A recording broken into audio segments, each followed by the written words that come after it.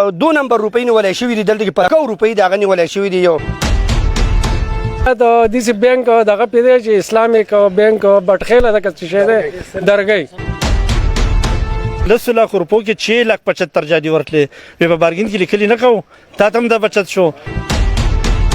بسم الله الرحمن الرحیم. کتونکو دا وخت موږ مټ روډ خوازخیله اپرسواد بارګین کې موجود یو. کتونکو نن دلته کې موږ راغلی یو. تاسو ګورئ چې د بارګین اسوسییشن کم مشران دي صدر زیبسر خان جنرال سیکریټري شاکر الله نه علاوه نور د بارګین سره وابسته چې څومره کسان دي زموږ ورونه دلته کې موجود دي.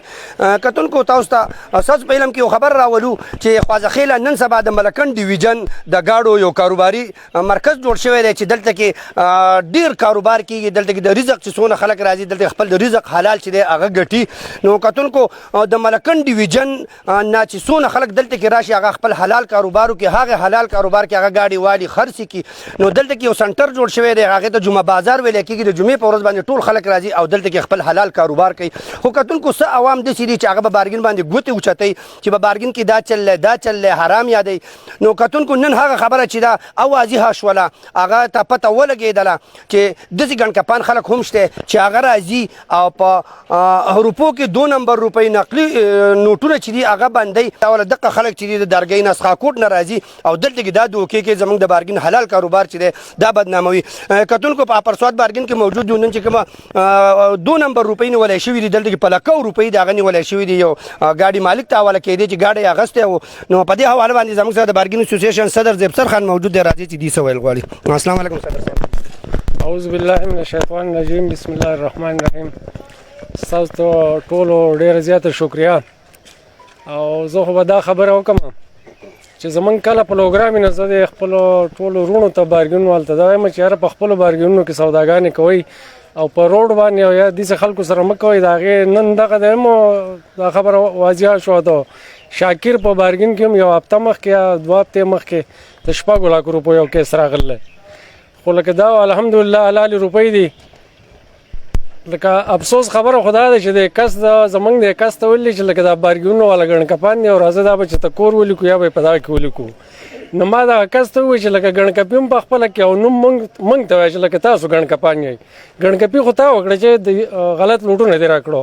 او بیا د داسې بانک دغه پیدا چې اسلامیک بانک بټخیله د کڅ شه ده درګي فیصل بانک.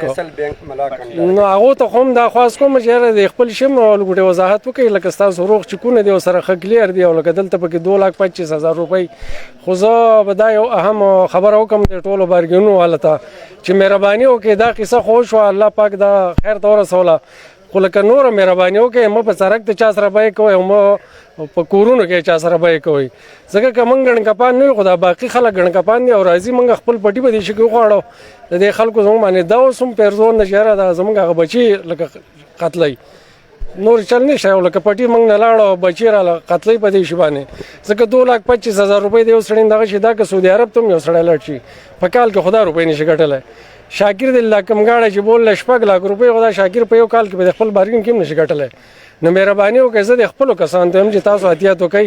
هر یو بارګین د 9 سړی خپل نه کنه پردي ته ځای 2000 په ځای 3 ورکوئ 3 په ځای 4 ورکوئ. خو مهرباني وکړئ او بار سوداګانې مه کوئ چې دا نمونه د ګڼکپۍ د واقعیت نه. بسم الله الرحمن الرحیم. د ټول نه اول خو زه ستاسو د نیوز د ټیم ډېره غټه شکریا ادا کوم چې په دې موقع باندې تاسو زر تر زره ځان راورسوو او عوامو ته یو د آګاهۍ یو پیغام زر تر زره ورسوو. دا نن چې کومه واقعه دلته موږ ته پېښه شوې ده دا بشیر احمد نومې دی د مینګوري دی. د دوی سره د درګۍ څخه کسان دي عبدالرزاق او اسدالله نومې دی د درګۍ دي. دوی راغلي دلته په 6,80,000 روپۍ ګاډی اخیستی دی. خو دا کس یې دومره غولولی دی چې په دې بارګین کې ډوک پوک کېږي. بارګین والا ګڼکپان دي راځه ستا نه هم کمیشن نه دي او بهر به سودا جوړه کړو. بهر یو سره په ساده پاڼه باندې لیکلي کړي دي په 6,80,000 روپو کې 2,50,000 کې 100 پکې جعلي خطرې دي. نو دا نن دا یو واقعه نه ده چې نن دا وشوه.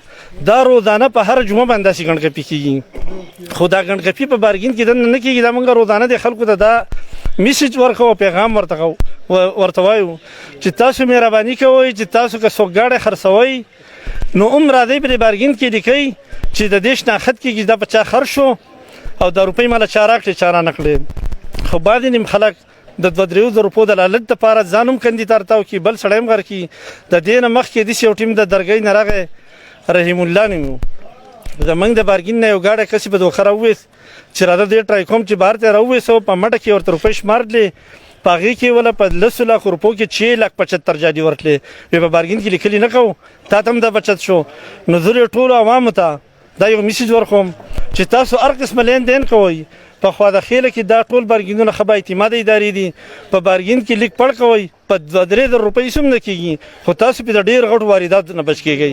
نو ډېره مهرباني به وي تاسو ته به خپل هر څه ما اوس خپلو انتظامیې ته دا یو درخواست او میسیج ورته پاس کوم چې دا روزانه زموږ سره دا ګڼ دا کېږي. زموږ دا کم کس چې دی زموږ سره چې چا دا اپراډ کړلی بشیر احمد ولد رحماني ګل دا نن موږ د خوا د خیرې پولیس ته حواله کړو خو دا نن د ده سره مکمل ټیم دی. زه د قانون نافظ کولو ادارو ته دا درخواست کوم چې دا ټول ګروپونه ونیسي او دا عوام ته مخامخ کړي او دوی له د سختو نه سخته سزا ورکړي چې نور د خلکو سره داسې ډرامې او دا نه کړي.